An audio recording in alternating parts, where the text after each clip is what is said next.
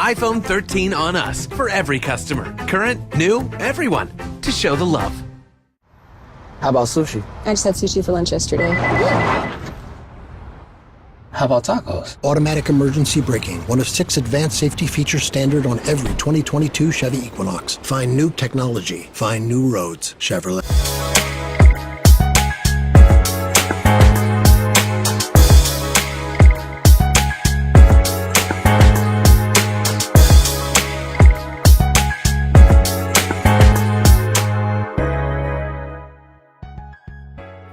I'm Deborah Owens, America's Wealth Coach, and it's time to get wealthy.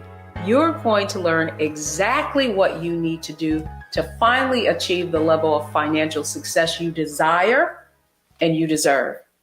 So I know you've heard of, the 3 little bears. You probably heard of the Berenstein Bears. Well, today we're going to talk about 4 bears that are teaching kids and families the way to build wealth and gain the financial literacy you need to navigate the financial system.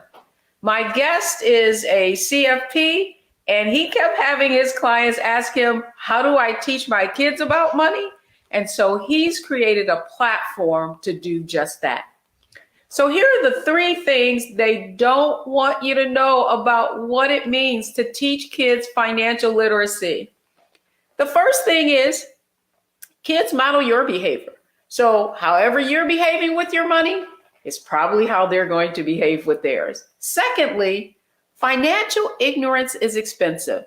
And so the lack of financial knowledge from childbirth on really impacts our ability to create and build the wealth that we need. And then finally, the knowledge of how to build wealth is inherited. And so often, because our parents didn't know how to manage money or the sophisticated things that you needed to know, we probably don't know either. And that's why I'm excited to have our guest on today. Matt Gardner is a certified financial planner. And what a certified financial planner is someone who's gained a lot of knowledge, not just about money, but about financial planning holistically. So he has a lot of clients, and they were asking him about how to teach their kids about money.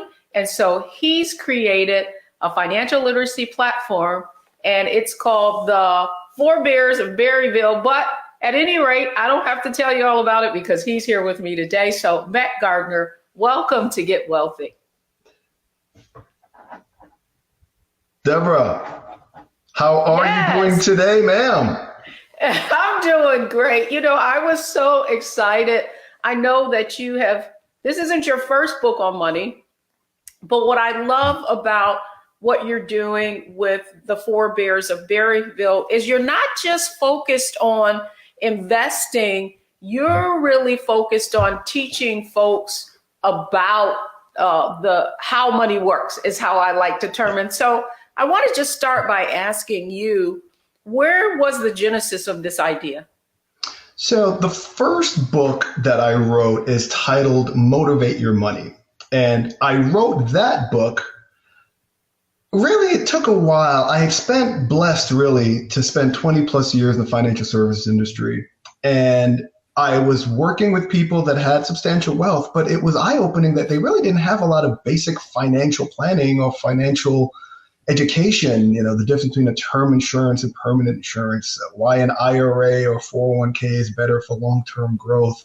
And so that's when I wrote Motivate Your Money for adults. I share my Mac Nuggets. I like to simplify things for clients because our industry can be very complex. And so by breaking things down, making them simple for folks to understand, that's what I was looking to achieve with my first book. Then something kept coming up. Specifically, one of my clients came to me and said, Mac, she was serving on the board of Jack and Jill in Houston. And she said, Mac, love the Mac Nuggets, love the first book, love how you break things down and make things simple for folks to understand. Would you be open to writing something for children? And that is how the 4 Money Bears came to be. It's a book to help parents who probably never got that financial literacy, financial education experience and exposure at any point in their life to be able to start the conversation in a fun and entertaining way with their young children as early as elementary school. As early as elementary school. And I'm so glad you said that, because people often ask me, well, when's the best time to start investing, or when's the best time to start teaching your kids about money? And often I say it's at birth. And so at Get Wealthy, we have a framework on this show, and it's called Mindset Strategy Execution, the framework for achieving financial success. And so that's exactly where I want to start with you today, Mac, and it is mindset. And you said something I thought was really poignant about your own clients, that you can have a lot of money, but you may not necessarily know how to manage that money. And so to that end, I want to start with the mindset that parents need to take. Well, let's start here. I want to start with the mindset that had you create something like as simplistic as the Bears. Why was that so important? In my first book, I talk about the 5 steps to financial success. And these were steps that the people I had been working with over the years were doing unbeknownst to them. But here are the 5 steps that we determined to financial success. Number 1, plan accordingly. You've got to have a plan, some sort of plan, budget, worksheet to get to that goal. 2, spend cautiously. 3, save diligently. 4, invest wisely. And 5, give generously.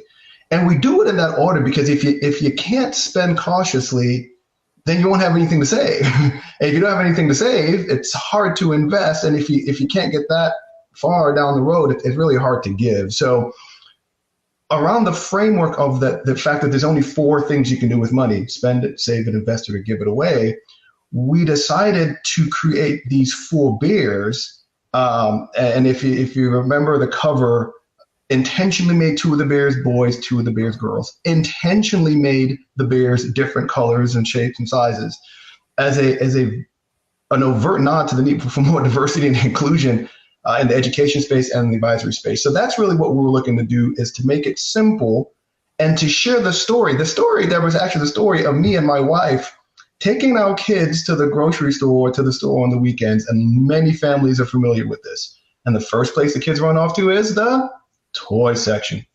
And you have to kind of ask and wonder, though we are fortunate to be able to buy them something whenever we go, they really had no understanding or realization of what their options were with it. They knew they can spend stuff, use it to spend, and they knew they could put in a piggy bank, but they weren't aware of these 2 other very important functions of money: investing and giving. So that's what we're looking to do with the 4 Money Bears, is to open the awareness of young people and their parents to say that, hey, you've got options when you go to the store. You have choices when you go to the store. And to open the mindset up from just 2 functions of it to 4. And, it's interesting that you said that, because I believe that the way my parents didn't talk about money, all I knew was that, my parents worked, my father, was sort of like the typical head of the family breadwinner. He managed most of the money. And if I just asked for something, I was told yes or no, oftentimes no more than I would like. And if it was to say yes, then it was, maybe not exactly what I wanted, but maybe something that, resembled what I asked for. Close to it. I tell this story often, and it's about one Christmas I wanted this Chatty Cathy doll. And so the Chatty Cathy doll, its eyes blink, you could feed it water and so on. It was more like and it talked. Well, that morning when I woke up, this doll didn't blink and it didn't talk, right? It looked like a Chatty Cathy, but it wasn't a Chatty Cathy. And so in my mind, what my earliest thought of the power of money and choice is that I said I would be able to make my money and get exactly what I wanted, right? Not like a imitation of something. And so to that end, I really feel like in terms of mindset with kids, that so much of that is transactional. I ask for something, I want, I get it. And so talk to us a little bit about how we need to be helping our kids to develop these mindsets around money that you discuss in your book. So the book, when we released it to the world, and we are so fortunate, we actually have, our book is purchased globally, England, France, Italy, Canada, to show that financial literacy or literacy is not just a US problem, it's a global issue. But the book really was created so that when a child gets money, right, they at least have a better understanding of what their options are. Right? I talk about the 3 R's of our relationship with money. A child gets a $1 bill or a $5 bill and they realize what it is, it's money. The second R is they recognize what it does. Okay, I can spend it, I can save it. And then the third is they can then rationalize it. So what we're really trying to do at an early age here through our book and through our platforms is to socialize and get into a child's head that habits, behaviors, traits, the habits that you start early, right? They develop into the behaviors, and then they inevitably become the traits of who you are as a person, financially wealthy and financially well. So that's what we're looking to do through the book. And we talked about the right age. Actually, want to share this with everyone out there. There's a Cambridge study that shows us that a child's connectivity with money starts as early as age 7, sometimes as early as age 5. So that's what we want to do through the book and through the app that we're developing, right, is to start socializing financial education at a very early age so that young people, the stories that they have in their lives, the story about this is what we do with our money, we don't just spend it all and buy Nike sneakers or whatever. We actually can now invest in Nike. We can invest in all these other things. We can give back to our community. So that's really what we want parents to do through our platforms, is just start the conversation early and have the right tools necessary to do so. Yeah, and lastly, it's interesting. I love the way you brought up how early that study. I would say it, in my case, even earlier, so I think my first realization, you said the 3 R's, right? My own realization about money was very early, and I connected that to Christmas and there being this one big payday, that I could ask for something and basically get it. And so I would submit to you that that's probably true of a lot of children. And then, in terms of the parents' own mindset around money, and you bring up that there are those other 2 categories, and that's invest, grow it, right? And then give it away. And so how much have you found that the parents' own mindset, whether it's, maybe a poverty mindset, scarcity, or abundance, influences their child's, as you said, behaviors and habits around money? One of the studies that we did some research on shows that the first habit a child picks up is their parents' spending habit, right? We do this thing called the $100 bill challenge. And I did it because I was speaking to these elementary school students, and I'm like, okay, I got to find a way to capture these kids' attention, man. All these kids running around and, playing and stuff. So I keep a $100 bill on me in my wallet, and I take the $100 bill out and I will ask these young people, if I gave you this $100 bill, what would you do with it? And the 9 out of 10 folks, the response is they would spend it. So what that showed us, and I've done this many, many times. In fact, I open all of my speaking engagements to schools with that $100 bill challenge. What it shows is that children, for the most part, are conditioned to consume. And the reason why they're conditioned to consume is because we live in a commercial capitalist-based society, right, where they're seeing commercials all the time. They're seeing things to spend their money. And if the parent, whether from an abundance or from a scarcity mindset, if they've never had that knowledge and financial background and education to be able to drop into this child's mindset that they have these options, it can be catastrophic, because I've worked with people who don't necessarily have a lot of funds, and the children don't get the education. I've also worked with people that have substantial money, but because they never got that education and those tools to pass on to their kids, the children don't have that knowledge. So it's fascinating that you asked that question. We think it really boils down to the tools and the resources that are available to start the education process as early as possible. Well, I'm glad you said that, because when we come back, that's exactly where we're going, talking about mindset, certainly, and how your own mindset influences your kids and they're modeling your behaviors. And that was powerful, Mac, about habits, really being developed at such an early age. And when we come back, I want to get into strategies, and that's strategies of how you can get your children on the right footing, give them the kind of information that they need so that they can become financially savvy and financially literate. So when we come back, we're going into strategy.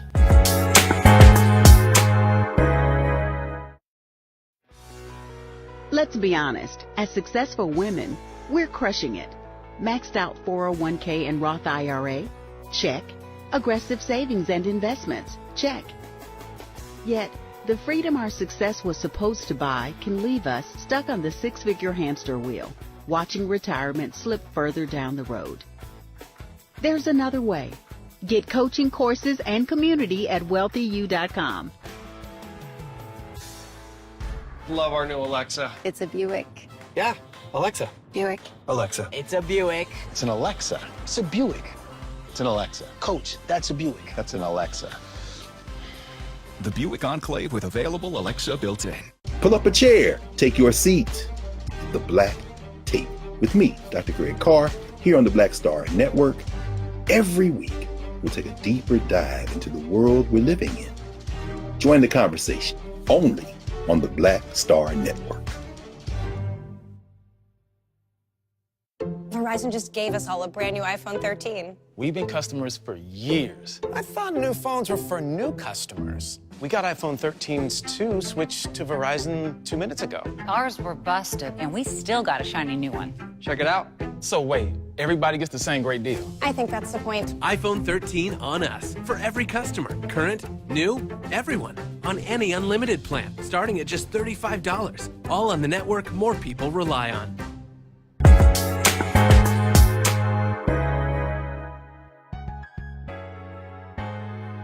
Welcome back, everyone. I'm Deborah Owens, and I'm having a fascinating conversation with Matt Gardner, who is the author of the 4 Money Bears. And he's really talking about how your habits and behaviors are developed at a very young age and what parents can do about it, but also how can it inform you in becoming financially literate too. So Matt, thank you so much for just sharing, more like real studies and, your own, I thought that $100 bill, what would kids do with it? I bet you they got that, you got their attention.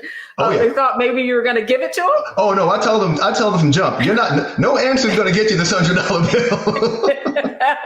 I thought, okay, Max just giving up $100 bills. But now I want to go into strategy, because one of the reasons that you wrote this book, you certainly conveyed the fact that, the 4 uses of money, the framework that you used with your, adult clients, you now had to find a way to share that with children.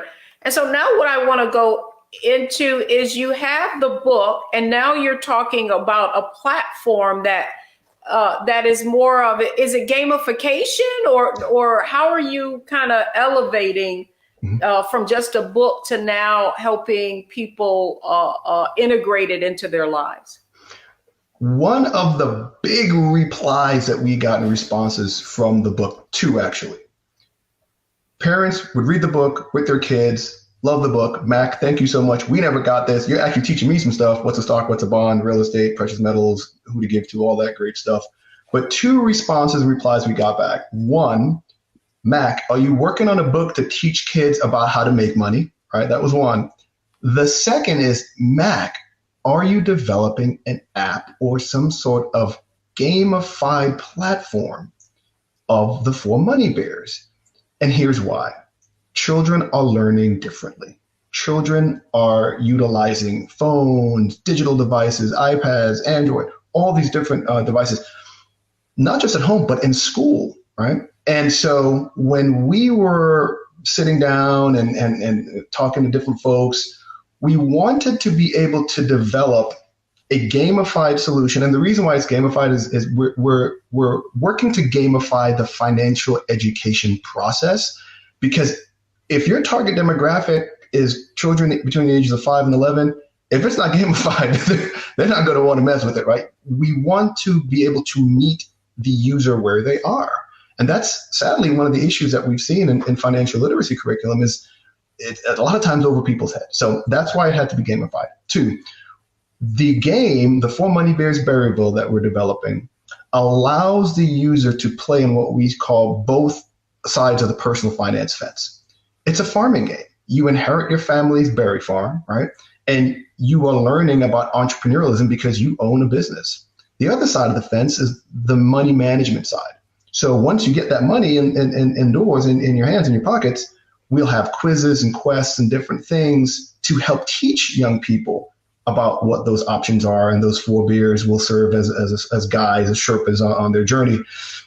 And we've developed a new methodology, a new way of teaching financial literacy, and we call it our TAP method. Our platform is going to be able to teach financial literacy, analyze how the user is integrated and working in the game, and more importantly, Deborah, this is huge, we're going to be able to track the progress over time. Financial literacy is not a one and done. You give a kid a book like, hey, read this and you're financial literate. Remember, habits, behaviors, traits. We want to be able to convey and show that because these young people are playing this game and are forming these mindsets early, over time, we can show that we're having financial success by utilizing this game in certain communities and underlooked communities and underserved communities, overlooked communities. So that's sort of the big picture of what we're trying to do here, is to not just have the financial literacy, but provide the tools, the financial capability, which is through fintech, to get eventual financial wellness. Well, it is interesting that you kind of, so typically you're talking more about investing, and I do find it interesting that you've incorporated entrepreneurship into it. As you shared, they inherit the Berryville farm, and now they've got to figure out how you actually manage a business. Why did you feel like that aspect of it was so important? Because, and I want to just help you understand why I asked the question, is because one of the things that has become evident to me is that in our society, even though entrepreneurship and business is incentivized, it kind of baked in our tax system, and that you get certain benefits if you're, really for job creation. You get certain benefits, and tax-wise, it's more beneficial. But we're basically taught to be earners, right, as opposed to business owners. And I found that with my own journey through entrepreneurship, is that many of the companies that I saw, or women who were very successful and had built multi-million-dollar businesses, they didn't start them. Typically, that was inherited, right? And so to that end, talk to our audience a little bit about why you need both sides of the equation to understand how it works, money works overall. Yeah, so many ways to go with that question. When a child first gets their experience with money, one of the first things you hear in our society, a kid wants to go and start a lemonade stand, right? Right?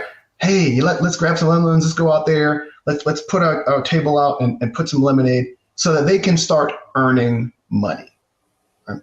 We view the 4 Money Bears Berryville game as a child's on-ramp to their digital financial literacy journey. Right? So it's in essence just a a digital lemonade stand. Why that's important? You see, why that's important is that we want to be able to show young people as well as old, right? This game isn't just for elementary school kids. It's a game, anybody can play it. But the importance of how you can control your earning ability, right? Which whether your path is to become an entrepreneur or not, just understanding that you have to put in work in order for money to get to you, no matter if you're 1099 or W-2, right? And I can't tell you how many times I've worked with folks who have started businesses, and for whatever reason, they picked up good traction on that entrepreneur side. But when it came to the managing on the money side, were not that successful because they never had that guidance. So they'd make a lot of money, but they weren't managing it effectively or efficiently to either take care of the family, grow the business, so on and so forth. So that's why I think it's so important for young people to understand both sides of that fence, understand the importance and why it's important to be an entrepreneur and make money. But then once you've got the money in the door, you've got to learn how to manage it and manage it effectively and efficiently. Well, I do think, though, and, one of the things that I've done in the past is I created a curriculum that really, the gist of it, the objective was really to compare how the same way you manage your money is the same way a company has to manage theirs, right? So you're earning an income, they're bringing in sales and revenues. And I do think that's a very effective way of really meeting people where they are. Now, these were adults, certainly, and then helping them it be easier for them to understand the concept of actually analyzing and researching a company. So when I saw you start with that, certainly it's from an entrepreneurial standpoint and maybe not multiple employees and that sort of thing. I do feel like that's the missing link. I do feel like, and I hope even with your game, that there is a way for people to marry the two, right? Like you started your own company, you earn money, maybe you went into the workforce, but now you can invest in other companies and you know how they did it. So I feel like in our society, because we have what I call the income mindset and we've taught to be earners, not necessarily business owners as opposed to entrepreneur, because there is a difference, right? Like I'm sure you have a lot of self-employed clients as opposed to business owners. And so I just wanted to get your thoughts on that. When I talk to folks about money, and I love that you brought this up, the day you earn your first dollar, you are in essence a business, right? I talk about this concept of a FinBod. A human body has muscle, bone, tissue, so on and so forth, but a human body eventually will die, right? There's a limited amount of time. A financial body can last for generations. Here's what I mean. I would ask people kind of flippantly, hey, do you remember the name of your great grandfather or grandmother? Most people laugh like, no, I don't remember that. So the Rockefellers do, the DuPonts do, the Carnegies do. Do you know why? Because there's a trust with those great-great-great-grandparents' names that's providing them an income. That financial body that was created generations ago is still alive and still helping all these people. And so once folks can get into this mindset that the decisions that they're making, those 3 R's, the realization of what money is, right? The recognition of what it does, and then the rationalization of how to use it. Once people start understanding, oh, hold up, I can actually use this to build things, and my money can actually work harder for me than I can work for my money. Let's really start doing this investing and doing it long term. And then imagine this, Deborah. Imagine these conversations had by a 7-year-old, that a 7-year-old has started investing. Imagine the runway that child now has to be able to invest and build and have so many different options. I just think that's why, technology and the game that we're building can really make some amazing impact into the lives of so many people, so many communities. And when we talk about the wealth gap, I think the best way to close that wealth gap is through education and knowledge and providing technology to get that stuff through. You'll have no argument from me there, Mac. I mean, I truly believe that the wealth gap is a knowledge gap. Mm-hmm. Well, I used to think the wealth gap was a knowledge gap, but it's also a knowledge and an application gap, right? Mm-hmm. And so that's what you're really talking about, what you're really inventing, you know, what you're creating on this platform. That whole gamification is you must do, mm-hmm. right? Not just watch. Mm-hmm. And the other thing I would say that was fascinating about how you're helping people discover that there's a difference between income and wealth, right? Mm-hmm. So there's one thing earning it versus really looking at your financial decisions based on not how your actions are going to impact you today, but how they would impact you from generation to generation. And then you make different decisions, right? Because that is a wealth mindset. And when you begin to make your decisions based on the long-term implication of whatever outcome you're going to produce, you're going to make different decisions. 1,000%. And one of the things that is hindering folks from making that is the knowledge, the capital. You know, if you are in a home or household where financial decisions had been made up to a point that are relatively restricted to spending, saving, and we talked a little bit about this before we jumped on the call. You know, some people, the way the industry works is if you answer an RTQ and you're not that knowledgeable of investor, a lot of these firms will put you in a very conservative model. So just what you used an acronym, and that RTQ is what I want you to define. Sorry, a risk tolerance questionnaire. Sorry, sometimes I jump into lingo land. That's okay. I'm here to interpret. So if you have people based upon the lack of knowledge and based upon lack of assets being placed into investments that aren't necessarily going to grow over time, and if you chop up the stock market in any sort of 10-year block, you're going to get about a 9.7% rate of return. That's having it invested long-term in the market. So if you have households that either don't have the ability to save, right, based upon whatever factors that are going on there, and if you can't save, how can you invest, right? And if you can't get up that rung of that ladder, it's hard to have that abundance mindset or to think about, what's going to benefit my kids. And so that's why we think it's so important to start that education process as early as possible and help young people at least be aware that, hey, if you start doing these things with your money now, it doesn't take a lot. That's another misconception people have about wealth management, money management. They think you need to have hundreds of thousands of dollars to invest. No, you don't. You just need to jump on the ride and be involved.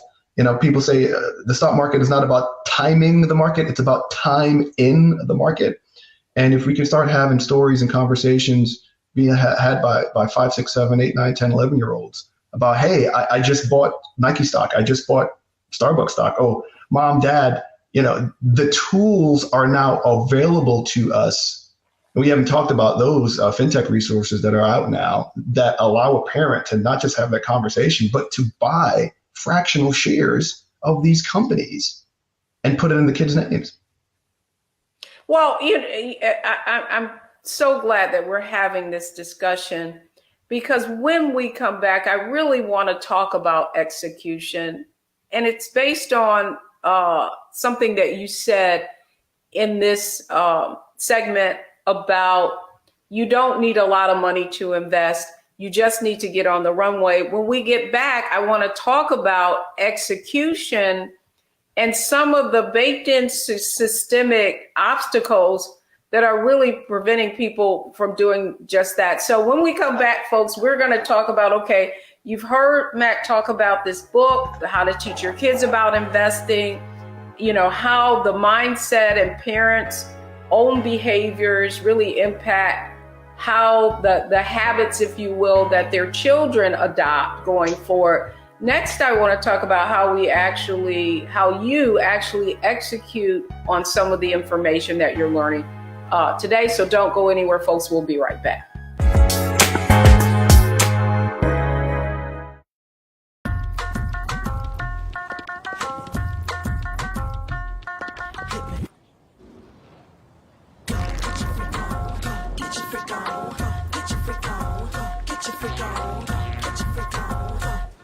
Verizon just gave us all a brand new iPhone 13. We've been customers for years. We got iPhone 13s too. Switched 2 minutes ago, literally right before this. iPhone 13 on us on any unlimited plan for every customer, with plans starting at just $35. All on the network more people rely on. Love our new Alexa. It's a Buick. Yeah, Alexa. Buick. Alexa. It's a Buick. It's an Alexa. It's a Buick. It's an Alexa. Coach, that's a Buick. That's an Alexa. The Buick Enclave with available Alexa built-in.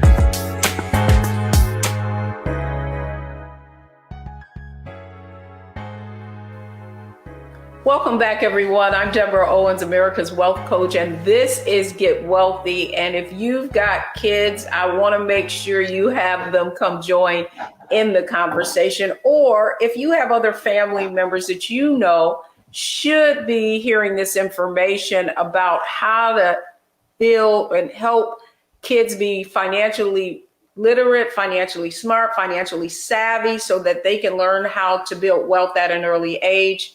That's what our conversation is about today with Matt Gardner. He's a CFP and also author of The 4 Money Bears. He is creating a financial literacy application, really with gamification built in, so that kids can have fun while they're learning about money. So Matt, fascinating conversation. Love how you talked about mindset and also strategies, right? So now I want to get into execution because, of course, one of the things that we agree on is that the wealth gap is a knowledge gap, but more importantly, it's also an application gap. And so you said something really interesting in the last segment about the fact that it doesn't take a lot of money to invest. Like, so many people think you need hundreds of thousands of dollars. But here's what's fascinating that I've learned since launching Wealthy You, and it is that many people are reaching out to investment companies, and because they don't have a certain amount of assets, they are being asked to just fill out that RTQ. And because they don't know the impact that the questions they're talking about in terms of risk, I say, oh, well, I don't have a knowledge. They're being kind of put into like lower risk, lower performing funds, when in fact they should be, in more growth oriented types of investments. So talk to our audience a little bit about what are some strategies that they can use to execute on what we're talking about today. Yeah. So when I would sit down with clients, there are these little, I guess, Mac Nuggets, but they've been around, so I can't take full credit for them. But I talk about the rule of 100 when looking at it, putting together a portfolio, how much should be stock, how much should be bond. And so the rule of 100 pretty much states that if you're 20 years old and you're starting off your journey, first job, you have a 401k plan, you want to start putting money away, you take 100, you subtract your age, 80% of that portfolio should be in equities and then 20% should be in bonds. And really, just a rule of thumb, right? It's not the same for everyone. But what that shows people is that as you get closer to retirement, let's just say you're in your 60s or let's say 70s, rule of 100 states that you take 100, subtract your age, 70% of your portfolio should be in safer type of assets because you can't afford volatility, especially if you need to generate income. And then the remaining should be in equity. So your age should be your fixed income and the difference should be in equity. So those are little rules of thumb that are out there. The rule of 72. A lot of times when we're sitting down with folks, people say, well, okay, Mac, when can you double my money? I was like, hey, you want to know when? There's actually a formula for it. If we can get 10% rate of return on your portfolio, 72 divided by 10 equals 7.2. Your money, if we can get you 10%, will double in 7.2 years. And why that's a powerful tool is when we're talking to people about the power of inflation, and if inflation's chugging along at about 3%, right? That means that the stuff that you're buying today will double in cost in about 20 something years. So, or even more powerful, if you keep your money invested in something that is only earning you 1%, and we talk about the rule of 72, your money won't double for 72 years, right? So it's these little bits of knowledge, right, that are important to be able to share with folks. And so when we're looking at developing our game, we want to be able to provide these resources so that folks can implement this knowledge. And technology, I say there's a bunch of tech out there that can help you do stuff with your money, right? I can take out a $500,000 mortgage on my phone right now. Invest, I can do that on my phone. Banking, I can do that on my phone. Insurance, I can do that on my phone.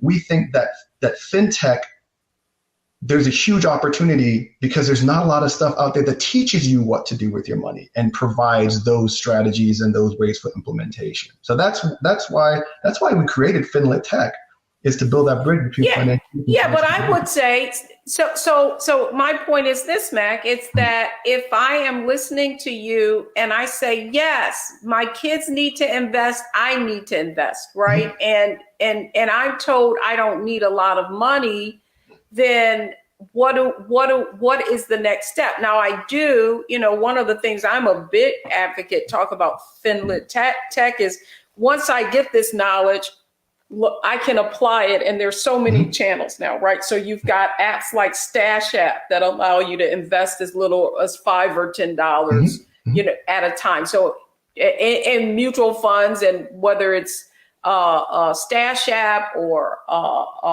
who am I thinking of? Robinhood, has a platform more about stock trading.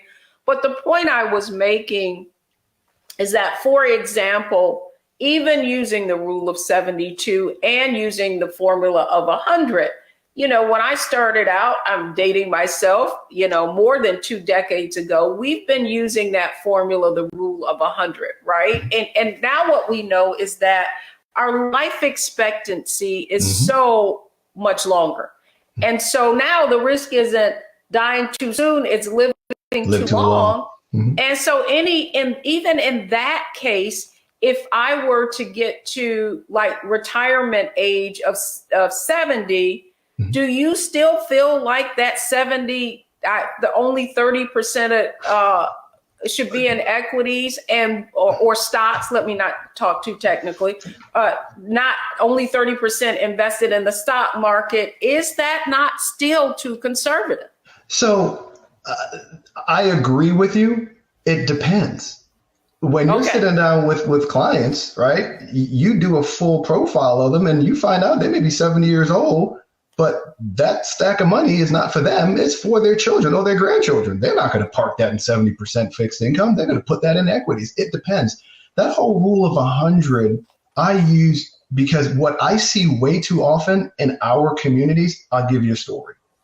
Young man, maybe the first in his family to go to college, maybe the first in his family to get a great job and have a 401k. I cannot tell you how many times I hear young people say, oh yeah, I've got my money in a 401k. Oh, great. Okay, how is it invested? It's all 100% in mutual funds. No, you've got the right vehicle, but you've got the wrong engine in your vehicle. And so I share that rule of 100 so that people have this understanding of why they should have more stock in their portfolios when they're younger, as opposed to when they're older or later on in life. If you're looking at, let's say, a retirement portfolio. And you're right, longevity is the thing that's really scaring folks that are closer there. What did they say? 10,000 baby boomers turning 65 a day for the next 20 years. But I think when we're talking about introducing financial literacy to younger people, we got to simplify stuff and at least give them these little nuggets to hold on to so that they're not in their 20s in their first 401k plan and they've got all of it sitting in the money market, Yeah, I mean, I guess that's really the issue, right? Yeah. The fact that the wealth gap that knowledge gap is really preventing people for making the kind of decisions and informed decisions, understanding risk and what will happen, right? Understanding the risk reward, like if I'm too conservative, my money's not going to grow. But I think there's even the other side. And what's interesting is that, and I wanted to touch on this a little bit.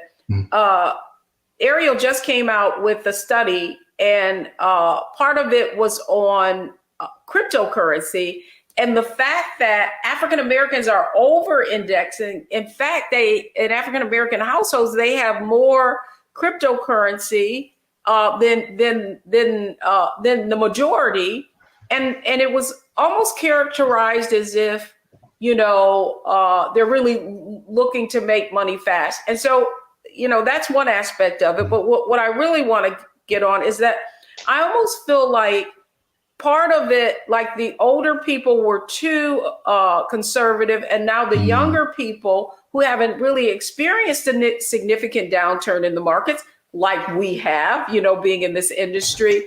Twice. How do you convey, right? How do you convey that you have to take calculated risk, and just thinking that you're going to make, like you have the past 10 years, 15% a year is off the medium? And I keep beating this dead horse, Deborah, but it's really education. It really is. You and I understand what the term volatility means. You and I understand what a risk profile is. You and I understand that cash is extremely conservative, and yes, it'll be there. It's great for short-term goals, things that less than 1 year, emergency funds, so on and so forth. But if you're looking at a long-term goal to fund, probably the worst place to have your money to fund those goals. And I think we have these generations, and technology is changing so much. And this new place that we're living in now, right, where cash isn't being used as often as it was. I can't tell you how many people say, "Hey, Mac, are you actually going to create something that teaches kids about cryptocurrency?" We've actually developed a character. His name is Crypto Cat. It's on the whiteboard, and we're going to be introducing him as the app develops. We also have Banker Box Turtle, Lender Lion, Omnibus Owl. So we know that these things and these resources are out there, and they are changing how people engage with their finances. We know that people are using debit cards on a regular basis, not using cash as much. And because of that, Deborah, the need for knowledge is so much greater, right, than it may have been in the past. Because now things are just in this digital space. You have to understand what those four functions of money, and investing, cryptocurrency falls squarely into that space. But if you don't understand that there's volatility, it's just a cool trend. Absolutely. And I'm so glad you brought that up, because there is so much information and there is a need for knowledge, but that's the point. There's so much information. And so oftentimes what I find are people are overwhelmed, right? Like they've read every book, they've read your book, they've read my book, and that's shelf development, right? Like they didn't apply anything that they learned. So when we come back, it's our Analyze, Optimize, Maximize segment. And I really want to kind of pull together everything that we've talked about in terms of mindset, strategy, and execution. If I'm a parent watching this program, what do I need to do to execute on the information that we've shared today? So don't go anywhere. We're talking kids and money, families and money. We'll be right back.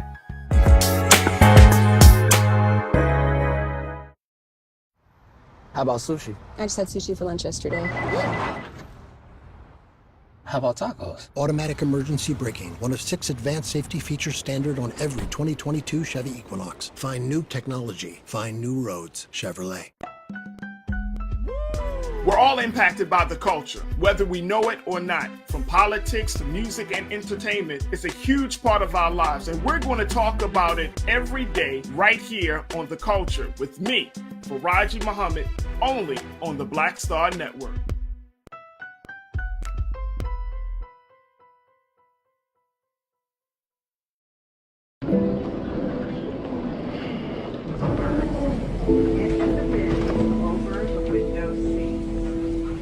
Are the all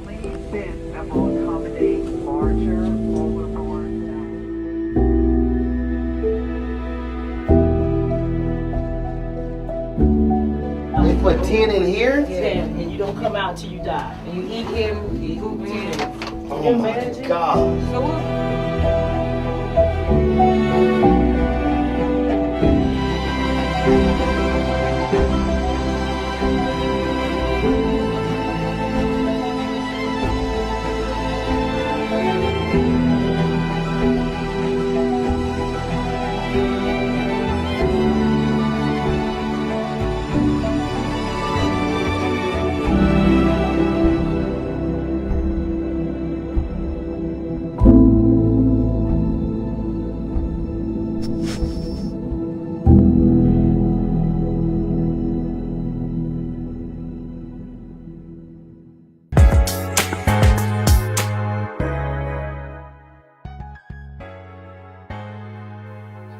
We're having a conversation about kids, family, money. I hope you're enjoying this show. I'm certainly so glad that we're really bringing this topic where it needs to be. And this is in the home. We need to be having these conversations because as parents, we're impacting our kids.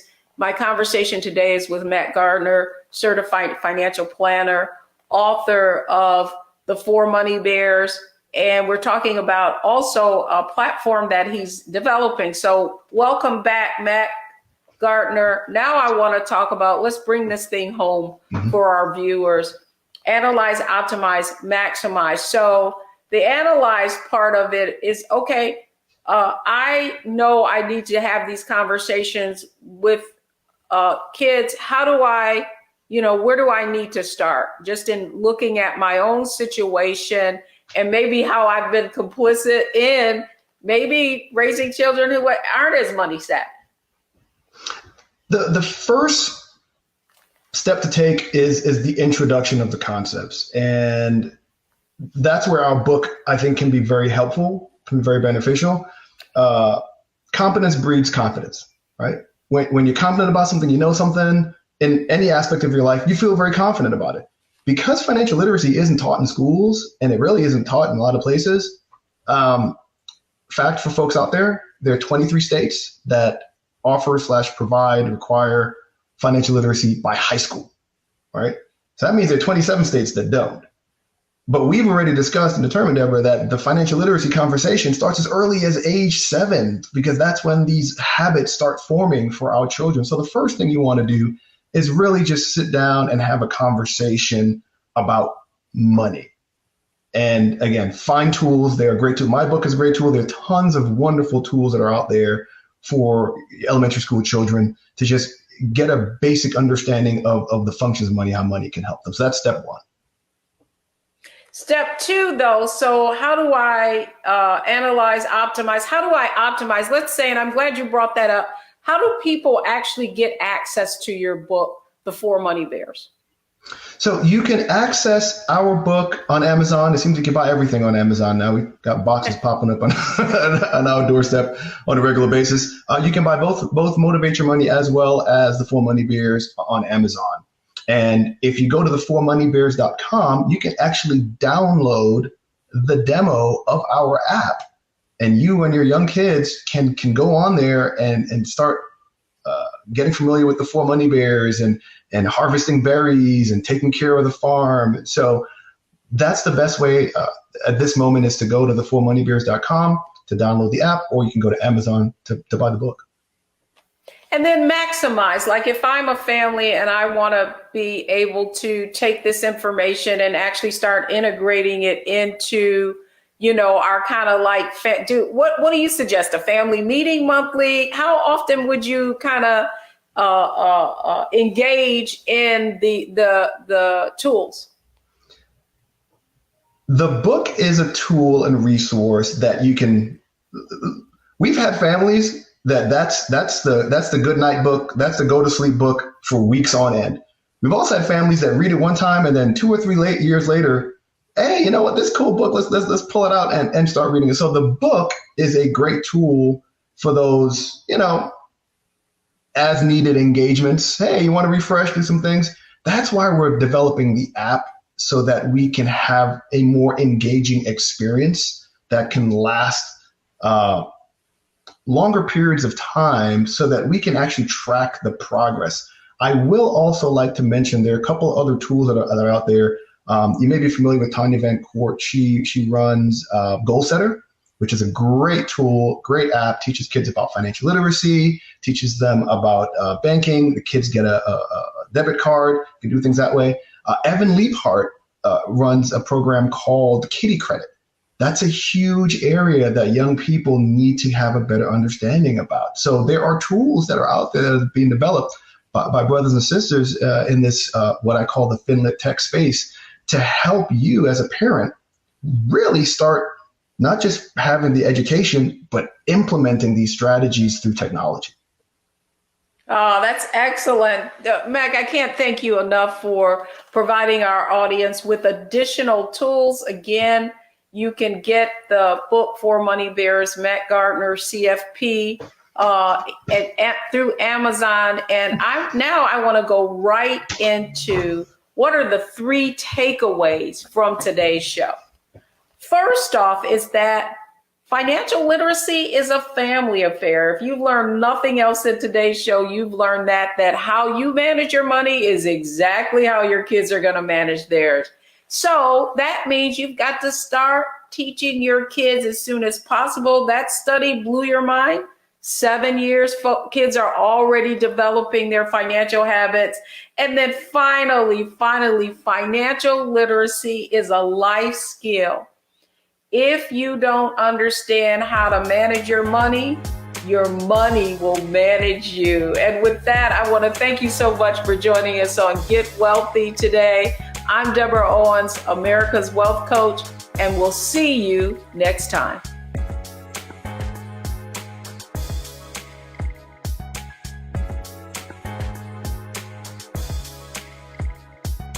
How about sushi? I just had sushi for lunch yesterday.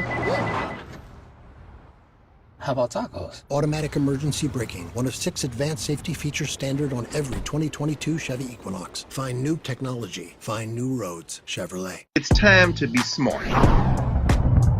Roland Martin's doing this every day. Oh, no punches! Thank you, Roland Martin, for always giving voice to the issues. Look for Roland Martin in the whirlwind, to quote Marcus Garvey again. The video looks phenomenal, so I'm really excited to see it on my big screen. Support this man, Black Media. He makes sure that our stories are told. See, this difference between Black Star Network and Black-owned media and something like CNN. I got to defer to the brilliance of Dr. Carr and to the brilliance of the Black Star Network. I am rolling with Roland all the way. Honored to be on a show that you own. A black man owns the show. Folks, Black Star Network is here. I'm real revolutionary right now.